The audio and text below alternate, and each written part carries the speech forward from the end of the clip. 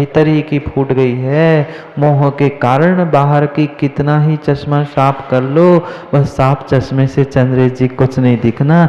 भीतर की दृष्टि को साफ कर लो। जो मोह की कीचड़ फंसी है आंखों में, मोह की धूल लगी है इस चश्मे में, उसे साफ कर लो। यही चिंतन करना है। भीड़ में बैठकर कभी भी सत्य का निर्णय हो नहीं सकता। ना भीड़ से सत्य का निर्णय है, ना भीड़ में सत्य का निर्णय होगा। सत्य के निर्णय के बाद भीड़ हो जाए भिन्न विषय है। अंतर समझना, अंतर समझना। आज डेमोक्रेसी में, लोकतंत्रता में भीड़ को सत्य मानना स्वीकार कर लिया है, पर भीड़ सत्य नहीं है। ना भीड़ सत्य है, ना भीड़ में सत्य होता है। सत्य में भीड़ हो भिन्न विषय। आज तक हमने भी यही किया, सब भीड़ के साथ हम भी भीड़ गए, भेड़ों की चाल जैसा। आगे वाला गिर गया, पीछे भी आकर क्या दिख नहीं रहा था? क्या जान नहीं रहे थे? घर परिवार बसाने में दुख होता है, कष्ट होता है, क्या आप सभी लोग नहीं जानते? बोलो ना, नहीं जानते ना? जानते हैं, पर फिर भी विमल भैया, बेटे की शादी, आपने शादी करके सुख भोगा ना? बोलो ना, सही सही बोलो, झूठ नहीं बोलोगे, मुझे विश्वास है। शादी करके आपको सुख मिला ना? बोलो ना। जिस सुख की संकल्पना थी, जितना सुख सोच के रखा था, वह इंद्रिय सुख भी मिला क्या? नहीं मिला। फिर जब नहीं मिला, हम स्वयं गड्ढे में गिरे थे, सामने वाले को भी साथ लेकर क्यों गिरा दिया? नहीं गिराया? सोचो समझो कैसी हमारी परिणति है। हम तो स्वयं डूब गए सो गए, दूसरों को और लेके डूबा दिया। नहीं समझ पा रहा है, पर व्यक्ति नहीं समझ पा रहा है। स्वयं तो दुखी है ही, पर फिर भी बेटे को कह रहा है, हाँ बेटा अब पढ़ाई लिखाई हो गई, कमाई धमाई शुरू हो गई है, अब कोई कन्या देख ले, विवाह कर ले। मैं भी दुखी, तू भी दुखी। ऐसी स्थिति है, ऐसी स्थिति है। क्या करे? वह ऐसा ही जमाना है और ऐसा ही संसार है, ऐसा ही संसार है। धोखे से ऐसे किसी के पिताजी मिले, ऐसे किसी के पिताजी मिले। वकील साहब धर्मात्मा थे ना आपके पिताजी? आप भी धर्मात्मा हो, तो आपने, आपके पिताजी ने कभी अपने बेटे को कहा कि बेटा घर गृहस्थी बसाने में दुख है? वो उसका क्या करे उसका विषय है। पर अगर आप सच्चे पिता होते तो कम से कम अपने बेटे, अपने बेटियों को इतना तो कहते, बेटा घर गृहस्थी बताने में जो जो सुख दुख माँ मिला ना सुख। क्या बेटियों और बेटियों को आपने एक बार बस सत्य बताया? नहीं बताया, नहीं बताया, नहीं बताया। महाराज जी हमारी कटाई गई है, और दूसरों को क्यों बचा दे? हाँ, ऐसे ही अमित और विकास जा रहे थे, बुरा नहीं मानना, और मान भी लो तो क्या कर लोगे, थोड़ा सही समय बचा है। वे जा रहे थे, ऐसे ही घूमने के लिए निकल पड़े थे, शाम का समय था, और अचानक से आंधी तूफान आई, खूब तूफान आया। और वह रास्ते से गुजरते गुजरते अचानक क्या हो गया, एक जो बहुत सारे टीन टप्पर वाले मकान होते, खूब तूफान आया, और एक टीन उछला हवा से आकर विकास के नाक पर लग गया। अब विकास भैया की तो नाक कट गई। और जैसे ही नाक कट गई, बगल में अमित चल ही रहा था साथ में। अब किसी को कह दे डोलू भाई की नाक कट गई तो कैसे काम चलेगा? जैसे ही नाक कटी, विकास भैया जोर से चिल्लाने लग गए, दिख गए दिख गए दिख गए। आजू बाजू के भी लोग, ये तूफान एक तरफ हो गया, अमित भी गए, पागल हो गया क्या? नाक कट गई, ये क्या कह रहा है? जोर से और चिल्लाने लग गया। पूरे लोग आसपास के खड़े हो गए, कह रहे दिख गया दिख गया दिख गया। क्या दिख गया? अमित ने पूछा क्या दिख रहा है? कहा तुम्हें नहीं दिख रहा? मुझे तो दिख गया, मुझे तो दिख गया। कहता नहीं दिख रहा है तो पहले इधर आ जा, ये नाक काट ले, मुझे तो भगवान दिख गया। विकास भैया ने कहा मुझे भगवान दिख गया, नाक कट गई, तू भी अपनी नाक कटा ले। अमित की भी नाक कटवा ली, अमित की भी उसने नाक कटवा ली। वो कह रहा है क्या विकास, कहाँ दिख रहे भगवान? तेरी भी कट गई है, जैसा मैं चिल्ला रहा हूँ वैसा तू भी चिल्ला, नहीं तो लोग कहेंगे दोनों को नाक कटे, इसलिए सबके सामने यही कहा नाक कटे ने भगवान दिखते हैं। क्यों विमल भैया, ऐसी स्थिति नहीं है? हमारी तो कट ही गई, अब तुम्हारी कैसे कटी? क्योंकि मैं अकेला नाक कटा कैसे कहलाता, तेरी भी तो कटनी चाहिए। ऐसे ही हमने अपने परिवार घर सबके साथ किया। माँ ऐसा नहीं किया? ऐसे ही किया। जान रहे हैं नाक कटने से भगवान नहीं दिखने वाले, पर दुनिया क्या कहेगी? मैं अकेला नाक कटा क्यों? सबकी नाक कटवाता हूं ना, तुम भी रहो, हम भी नाक कटे, तुम भी नाक कटे। सोचो कैसी हमारी मोह की दशा है कि हम तो गड्ढे में जा ही रहे हैं, साथ और 2-4 को लेके गड्ढे में जा रहे हैं। सत्य को पहचानो, सत्य को पहचानो।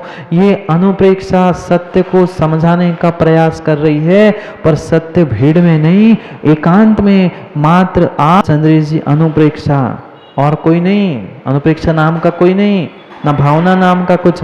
ये जो 12 भावना है, एक एक पहलुओं को एकांत में लेकर बात करना कि हाँ ये वास्तविकता है, पर मैं क्यों नहीं समझ पा रहा हूं, क्यों नहीं इस सत्य को खोज पा रहा हूं। जिस समय हम एकांत में बैठकर उस अनुप्रेक्षा के साथ मंत्रणा करेंगे, उसके मैसेज को, उसकी भावनाओं को समझेंगे, तभी वास्तविक सुख की ओर बढ़ सकते हैं, अन्यथा बढ़ने वाले नहीं हैं।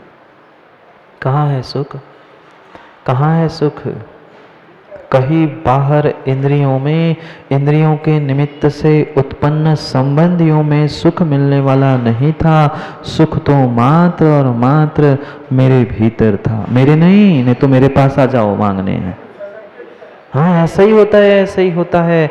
हम प्रत्येक सुख दुख के क्षणों में दूसरे से मांगने पहुंच जाते हैं। सुख की भी भीख मांगी और दुख की भी माँ भीख मांगी, नहीं मांगी। सुख की को, इंद्रिय सुख की तो भीख मांगने के लिए ससुर साहब के नहीं गए थे क्या?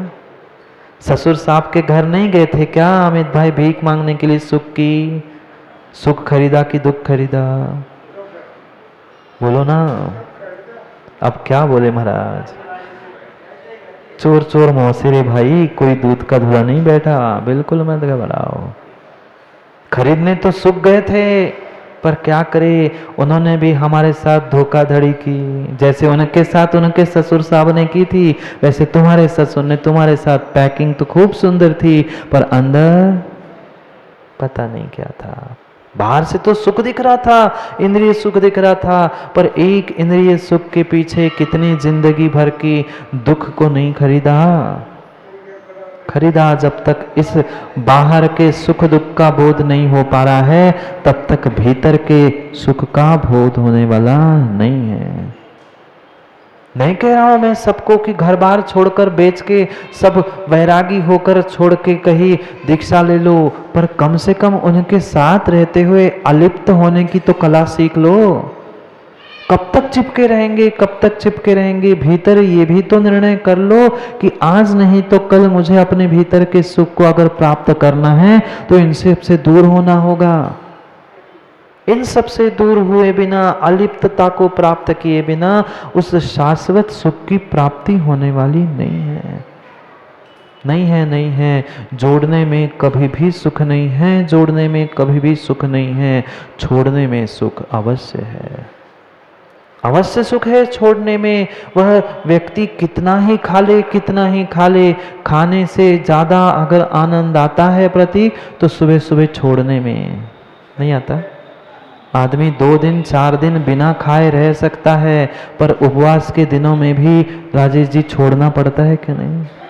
यहाँ आपने 10 उपवास किए थे इसलिए पूछ रहा हूँ। भले ही 10 दिन कोई आदमी खाए नहीं पिए नहीं, पर बिना छोड़े नहीं चलता।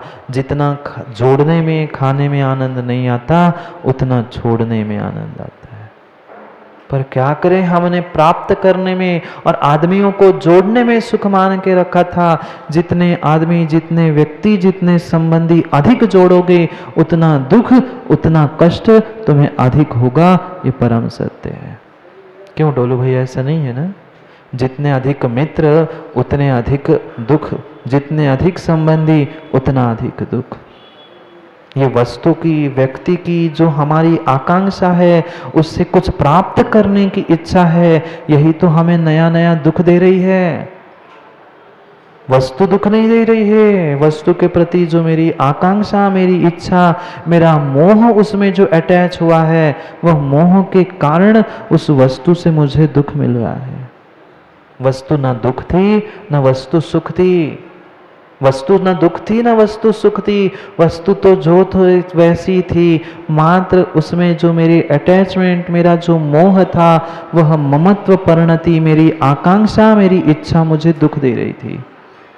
बेटे ने दुख दिया, बेटे ने सुख दिया, बेटे ने ना सुख दिया ना बेटे ने दुख दिया। वह मात्र मेरी संकल्पना थी, मेरी आकांक्षा थी। वही बेटा माँ जब तक आपकी बात मानता है तब तक बेटा है। वही बेटा जब तक माँ की, पिता की बात मानता है तब तक बेटा है। वही माँ जिसने 9 महीने पेट में पाला पोसा था, वो भी माँ कहती है नाश मेटन को, मर जाता, तेरे से अच्छा तो मैं जन्म नहीं देती किसी को। नहीं बोलते ना वे? क्या आप भी ऐसा कभी कभी बोल नहीं पाते तो सोच तो लेते ही, अरे ऐसे अच्छा था, नहीं था। सोचो कैसी कैसी हम संकल्पनाएं करके दुखी हो रहे हैं। ये सब कुछ बहिरंग में जितनी जितनी सुख की कल्पनाएं हैं, वह शाश्वत सुख नहीं है। सुख इन सब से कुछ हटके मेरे भीतर था, उसे पहचानना था, उसे सुख को ही खोजना था। वही कुंद कुंद स्वामी कह रहे हैं, किसको ग्रहण किया, किसको छोड़ा आज तक? जिस जिसको तुमने बहिरंग में ग्रहण किया, छोड़ा, वह तेरा स्वभाव था ही नहीं। वही ग्रहण करना और छोड़ने के कारण तुम्हें दुख दे रहा था, और कुछ नहीं था। पढ़ते हैं पहले दोनों श्लोकों को, गाथा को, फिर करते हैं चिंतन उस वास्तविक सुख दुख के बारे में। पढ़ो 37 और 38 नंबर की गाथा को। फिर क्या कुंद कुंद स्वामी हे उपादेय की व्याख्या कर रहे हैं, उसको समझते हैं। कम्मन में तम जीवो हिंडति संसार घोर कांतारे, जीवस्ण संसारो निच्छन कम्मणि मुक्को। और एक पढ़ना है, संसार मधिकंतो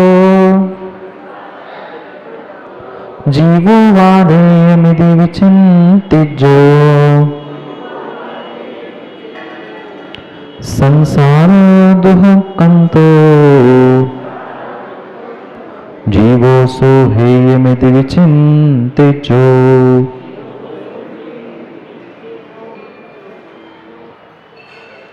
हे और उपादेय की बात कह रहे हैं। ग्रहण करने योग्य, छोड़ने योग्य संसार में क्या है? अभी तक हमने मात्र एक ही पहलू को समझा, ये छोड़ो, वो छोड़ो, ये छोड़ने योग्य है, दुख को छोड़ो, सुख को छोड़ो। अरे कुछ तो बताओ जिसके कारण मैं जी सकूं, मेरे लिए सामने कुछ लक्ष्य तो हो जिसके कारण प्राप्ति के मैं जीऊं भी।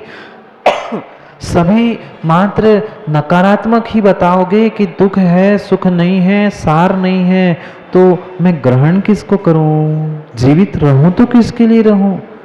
माता पिता मेरे नहीं है, बेटा भाई मेरा नहीं है, तो फिर मैं जीवित किसके लिए रहूं? जीवित रहना है तो परम उपादेय तत्व जो तेरे भीतर है, अनाकुल रूप जो सुख देने वाला है, ऐसे उस आत्मा के लिए जीना है। व्यवहार की बात हो गई, अब तक व्यवहार की व्याख्या हो गई, अब निश्चय की व्याख्या कह रहे हैं। निश्चयेन, ये जीव निश्चय से कैसा है? अभी तक व्यवहार ने से सब कुछ समझा, कर्म के निमित्त से ये जीव आज तक संसार में भटक रहा है। पर एकांत से चंद्रेश जी कर्मों को दोष मत दे देना। एकत्व भावना में हमने समझा कर्म को आमंत्रण देने वाला अन्य कोई नहीं है, मैं स्वयं हूँ। नहीं तो कहने वाले कह दे वो तो कर्मों की गलती है महाराज, हम क्या करते?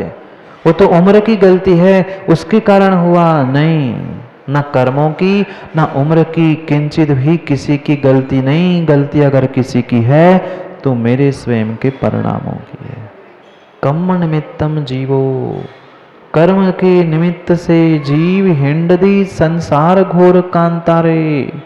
ये संसार रूपी भयानक अरण्य में, भयानक वन में अगर जीव भटक रहा है, घूम रहा है, तो उसके पीछे कारण कर्म निमित्त।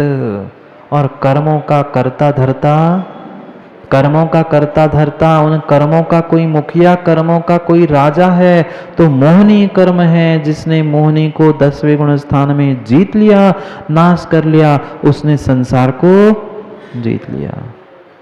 उसने संसार को जीत लिया। ये मुखिया मोहनी है, मोहनी पर ही पुरुषार्थ करो। पंडित जी छोड़ दो ना शराब पीना,